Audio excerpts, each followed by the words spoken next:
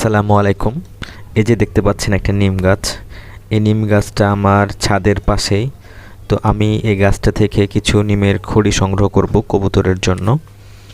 তো দেখতে পাচ্ছেন আমি অলরেডি কিছু নিমের খড়ি সংগ্রহ করে নিয়েছি। টব থেকে আমি কিছু শুকনো ঘাস সংগ্রহ করে নিয়েছি। আমি এগুলো এখন কবুতরের লফটে দিব, দেখি তারা এই খড়ি এবং শুকনো ঘাস পেয়ে কী করে।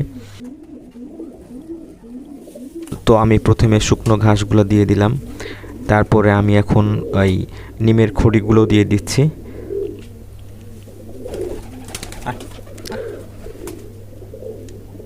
তো দেখতে পাচ্ছেন তারা নিমের খড়িগুলো পেয়ে কতটা আনন্দিত, এবং তারা তাদের বাসা বানানোর জন্য এই নিমের খড়িগুলো সংগ্রহ করতেছে, এবং এই নিমের খড়িগুলো দিয়ে তারা বাসা বানাবে এবং সেখানে ডিম পাড়বে। তো ধন্যবাদ সবাইকে ভিডিওটি দেখার জন্য।